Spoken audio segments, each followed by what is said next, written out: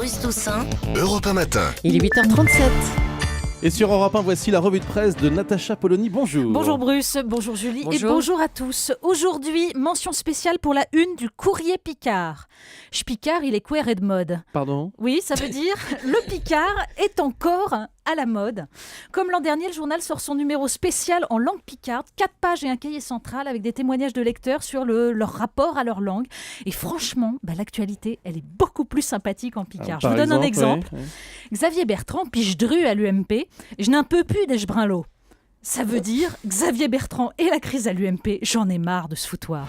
Donc vous parlez très très bien, je suis très impressionné là Natacha, vous avez l'accent en plus. J'ai essayé mais à mon avis les vrais Picards n'auront pas reconnu leur accent qui est beaucoup plus fin que ça. C'est bien de le reconnaître. Dans les autres journaux ce matin alors ?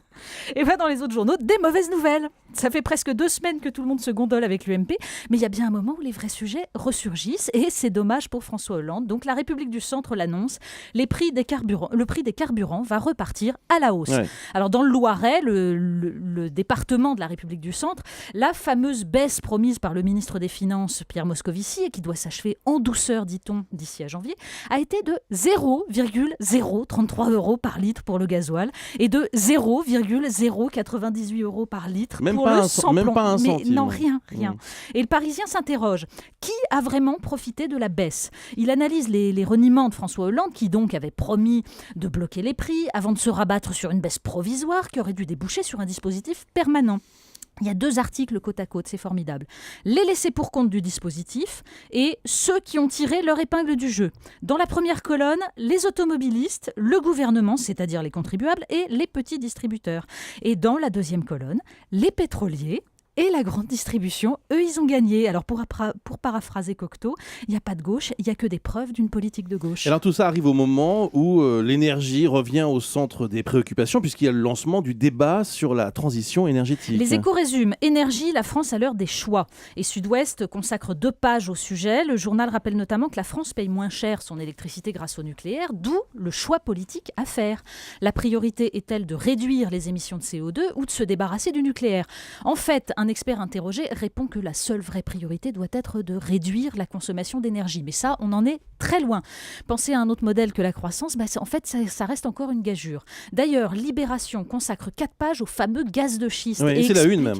Mais oui, et il explique que leur exploitation reviendrait de fait à renoncer à la réduction des émissions de gaz à effet de serre. C'est une énergie fossile. Je vous conseille surtout la description du monde merveilleux des puits de gaz de schiste en Pennsylvanie. Tout le monde est content. Sauf ceux qui ne le sont pas, mais ceux qui ne le sont pas, les compagnies de gaz leur payent une indemnisation pour leur eau polluée, à condition qu'ils ne montrent aucune analyse de cette eau, pas même à leur médecin. C'est sympathique, hein ? Heureusement qu'ils n'ont jamais entendu parler de Michel Rocard, parce que je pense qu'ils auraient du mal à croire que grâce au gaz de schiste, ils sont bénis des dieux. Alors il y a aussi dans l'actualité ce matin, et dans la presse évidemment, les chiffres du chômage annoncés hier. Oui, et surtout il y a un petit article du Monde qui nous prouve que la crise à l'UMP, ça masque surtout les mauvaises nouvelles. C'est titré « Un brutal retour du réel pour François Hollande ». Je vous cite David Revaud-Dallon, « Les artifices de la présentation n'y changent rien. L'ampleur de cette hausse annoncée a bel et bien surpris les responsables de l'exécutif. » C'est beau comme du Jospin, hein, vous voyez. Sur le chômage, j'ai été naïf. Bon, d'autant que dans la majorité, il y en a qui sont beaucoup plus lucides. Le journaliste cite un vieux député PS. Au printemps, quand il y aura 400 000 chômeurs de plus, la question sociale va devenir extrêmement prégnante. Oui, ça c'est sûr.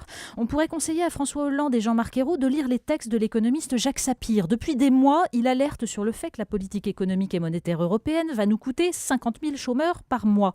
On y est, mais pour ne pas être surpris, justement, encore faut-il accepter d'écouter les Cassandres. Alors, on vous en a déjà parlé ce matin sur Europe 1. Il y a aussi dans la presse l'histoire de ce chien qui va être opéré du cœur. Oui, et alors là, les choix éditoriaux des journaux ont quelque chose de fascinant. Donc, Le Parisien nous raconte l'histoire de Lika.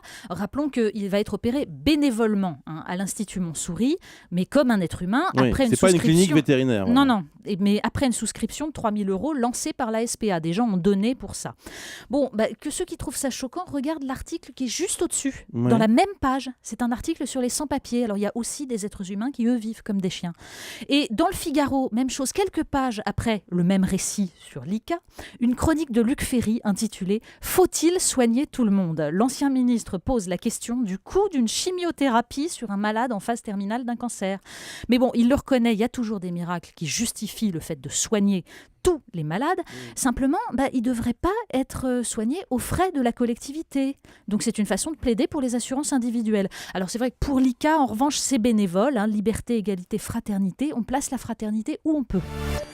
Le clin d'œil du jour. Et d'un scoop, d'après le Parisien, une société américaine prétend avoir analysé l'ADN de l'abominable homme des neiges. Alors je me demandais, vous êtes parti au ski récemment, Bruce ? Très bien, d'accord. Pardon. C'est moi, la On nous dit que Parfait. l'espèce serait née il y a environ 15 000 ans et qu'il y aurait eu croisement avec des hommes et des N'allez pas femmes. vous y mettre vous aussi, Natacha. Non, je J'en me prie. permettrai Alors pas. allons-y. Qu'est-ce que vous disiez ? Je disais que donc l'espèce serait née il y a environ 15 000 ans. Oui. Qu'il y aurait même eu des croisements avec des hommes et des femmes, Ah. mais que, alors le Parisien nous le dit, il y a encore beaucoup de mystères à éclaircir autour du Yéti. Oui, ça, je Mais vous moi, je confirme, suis oui. très, très optimiste parce qu'avec le gaz de schiste, qui est donc, d'après Michel Rocard, une bénédiction divine, la fonte des glaces de l'Himalaya devrait bientôt le faire sortir de sa tanière. Merci beaucoup, Natacha Polony.